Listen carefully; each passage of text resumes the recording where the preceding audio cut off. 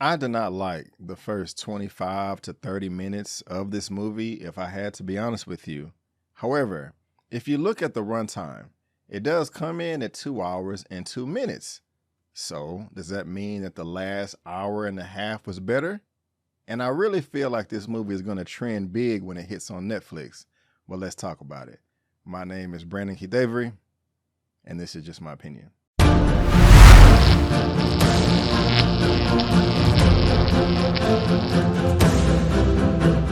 Hey, what's going on, everyone, and welcome back to another episode of Just My Opinion for my They Clone Tyrone Netflix movie review.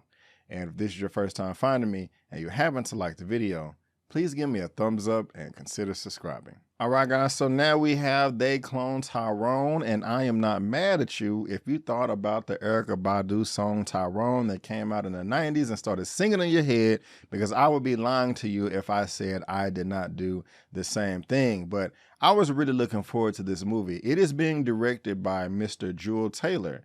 And I've never heard of this man before, but if we scroll down here and just look at his filmography on some of the things he did in the sound department, writing and directing, I believe this is his first directorial debut for a full-length feature. He did They Clone Tyrone, 20s, Boomerang TV series, Actors Anonymous. If you guys have seen any of these, please let me know your thoughts down in the comment section below.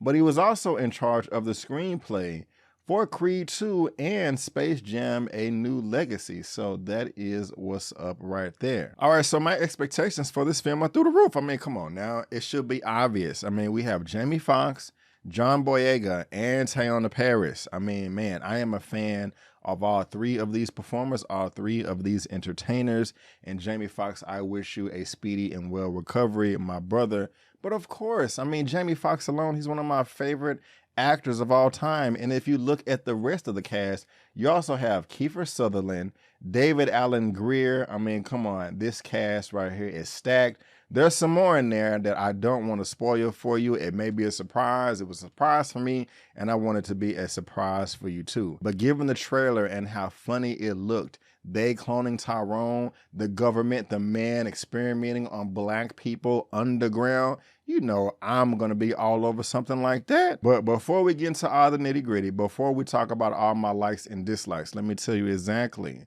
what this film, They Clone Tyrone, is all about. A series of eerie events thrust an unlikely trio onto the trail of a nefarious government conspiracy and this pulpy mystery caper. All right, the very first thing that I really did like about this film is the cinematography, the way it looked, the visual aesthetics. It actually felt like this film was shot decades ago on film instead of digitally. It actually felt as if I was watching a VHS tape in my VCR and had to rewind it a few times with just the way things were looking on screen with all the film grain, etc. I really did like that touch. They did add a lot to the film. The next thing that I liked about this film is the soundtrack and the score. I gotta give credit where credit is due, and that is to these two brothers right here, Pierre Charles and also Desmond Morey. Desmond Morey and the director, Jewel Taylor, have worked together before. If you are familiar with their work, again, please let me know down in the comment section. But they really did rely heavily on the bass when they was making the score for this film, and they did a hell of a great job there of getting you into the movie. And you know, black people, and just most people, but especially black people, we love bass in our films and our music. It's just something about it that gets our head bobbing and our feet to tapping, and that was all over this film. And not just the score, just the soundtrack. I mean, there was so many bangers and so many hits, yes, including the hit from the 90s by Erykah Badu, You Better Call on Tyrone. All right, I'm done singing, but that was in this movie and it fit perfect like a glove. I love that too. The music was banging in this film. It really will get your head bobbing, and that's just another great thing that I liked about this movie. And the next thing I really did like about this film is the costumes. I really felt like they did their homework here. Jamie Foxx is coming through as an entrepreneur, aka a pimp, by the name of Sir Charles, and I loved his hair. I loved his outfit and all that. John Boyega, he was rocking some hairstyle with some gold teeth in his mouth. You really couldn't see it that much because he didn't smile that often, and that goes into his stoic character. But his costumes are pretty cool too. And last but not least, we have Yo-Yo, played by Tyrone Paris. She is playing a harlot, a whore, a prostitute in this movie, and she was hilarious. But her role may turn you off on the surface, but once you see the film, there are many layers to her character. I did appreciate it, and I think that everyone that sees this movie will too. But when it comes to the costumes, they really did knock it out the park when it came to Jamie Foxx. Their hair, makeup, and costume was on point. And even though Tayana Yo-Yo is playing a hooker, a prostitute in this film, she wasn't just revealing her whole body without her goodies out there. It was still stylish. She was able to fulfill the role of her character, but it looked great as well. And there is an image floating around on the internet of these three in an elevator scene. I don't know why it just stood out to me so much while I was watching this film, but I love the different colors that they gave each character in this movie, and not just them three. There are other characters that are recurring, that pop up, so on and so forth throughout this movie, and they have their distinct colors as well. Like one character named Babby or Babbity, she had nothing but pink on all the time, and it even brought more life to their character while they're all residing in the hood together. But one of the things I love most about this film is all of the areas of entertainment that it does dive into. There's action, comedy, drama, suspense, mystery, and adventure, all in the hood. I love an adventure, especially when the heroes, the protagonists, look like me in the hood too. The Goonies is one of my favorite movies of all time, but these are not little kids going on some quest in some underwater cave off the beach. This is in the hood, something that most of us are familiar with. So you're probably saying to yourself, okay, how big of a mystery adventure could it be? Watch the film and you will find out yourself. And guys, this movie is funny. It is hilarious. There were some times where I was literally laughing out loud by myself in my apartment while I was watching this. A number of times I was just laying down on my couch, but I was just so entertained with all the silly dialogue that was going on between the black people that I just set up, turned it up, went back because I wanted to hear the jokes over and over again. But I was like, man, this is funny. I loved it. And another thing about this film is that's just so great when it comes to the writing is the director, the writer, Jules Taylor, he took every single stereotype of black people that can be considered as a negative and flipped it into a positive, constructive script. And it worked perfectly. I was saying to myself, damn, I cannot believe that worked right there with the writing. That was genius. I mean, just some of the things he was able to do with the dialogue and the characters interacting with each other, being subtle at the same time was genius. I really want to see this man work more in Hollywood if he's able to craft scripts together like this, because I thought this was dang near perfect when it came to them flipping all these stereotypes on his head. I mean, it goes into a number of the stereotypes, the music and the dancing that some black people listen to, the consumption of grape soda or grape drinks, fried chicken and how delicious that can be if it's cooked properly, the products that we put in our hair, do-rags, wigs, the creamy crack, all of that is in this movie. And yes, that can be life, and some people have self-hate issues towards some of those things, and some of those stereotypes can be negative to some, but the way, again, that the director, that the writer flipped the script in this movie and made all those positives to create a constructive environment, to create a constructive conclusion, I thought that was brilliant. I love that. So 2 thumbs up right there as far as the writing is concerned. I also love in this film the way they address conspiracies. You have some people that believe them, some people that don't, some people that are somewhere in the middle. Now, I am in my upper 30s. I'll be 40 before you know it. And I did dive deep into conspiracies when I was like 18, 19, 20, 21. But then I matured and realized, okay, you're wasting your time. This is silly. I want to encourage everybody out there, if you're watching this video, as far as conspiracies are concerned, don't waste your time on things that you cannot control yourself. And I'll just leave it at that. But the way they was addressed in this film, again, I thought was brilliant. Now, there are some conspiracies out there that are true. I mean, let's look at it. Did the government really experiment on black people decades ago, infecting them with syphilis and seeing what would happen? Is that a conspiracy or is it based on truth? Did the government, did the CIA bring in crack cocaine in the black neighborhood during the 80s? Is that a conspiracy or is it true? I think most of you know the answer to that, and I won't go any further.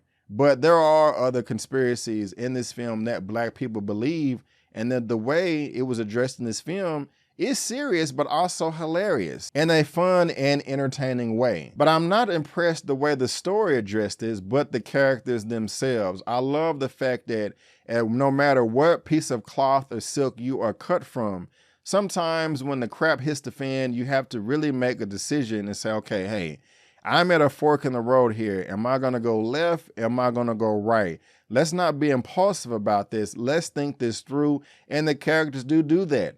I read the synopsis at the very beginning of this review saying a series of eerie events that thrust an unlikely trio until the trail of a nefarious government conspiracy. This is an unlikely trio that is banding together to try to save the day. But the fact that they was able to throw all of their differences aside to be like, okay, we need to do something about this. It can be nothing but respected, and I loved it. This is an entirely Black cast for the most part. The only white person in this movie is Kiefer Sutherland, and I loved his casting in this. I thought it was perfect. It would make more sense to you if you know some of the projects in TV like 24 that he was a part of before this.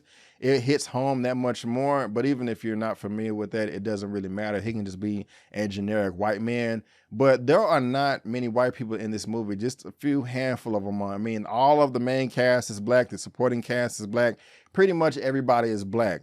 And the power that this film displayed of Black people coming together as a unit, as one, putting all of our brain power together, man, we can do a lot of damage. We are very smart people. We were the first people on this planet, and we don't give ourselves more credit, Black people. And what I saw in this movie of the hood, I want to see across America, across the world. It was very empowering. It was very uplifting and positive, and I love that. And again, it's told in a comedic tone. I mean, I loved it. I was laughing my ass off at some points in this film. Like, yes, throwing my fist in there like, yeah, let's get it. Let's go. I mean, that's how entertained I was. Like, this was a fun ass movie, for real, for real. And it also goes to show, I love that we've all been there in the hood. We've all are familiar with it to some degree. We have all walked by or drove by a liquor store on the corner or a strip club. Sometimes we'll stop and give the homeless man or somebody outside the gas station or whatever some change, or buy him some alcohol,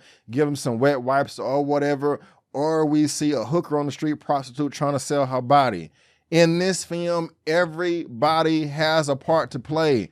Everybody is important in the community. That person on the corner that you're making fun of, that be doing the Michael Jackson dances and all that, sometimes they the funniest person or the smartest person in the whole neighborhood, in the whole state, and you wouldn't even know it because you're judging them on their outside appearance. But the way that this film gave them purpose, gave them life, made them feel like they are a part of the family and a piece of the puzzle. It made my heart melt. It really did. It did. I'm an emotional guy, you know, but it really did make me sink in my seat in my couch while I was watching this, saying to myself, man, that is what's up right there. I love what the writer, I love what the director did with this. This man is a genius. I loved it. I loved it. I loved it. Now, this film is not aiming to win any Oscars or anything like that. And that, of course, wasn't the intention from the beginning. But as far as being an entertaining film that can open up your eyes, and even if you want to keep them closed, you can still be entertained, yeah, this is a win right here. And I cannot wait to see this movie again. I cannot wait for everybody to see this movie again, because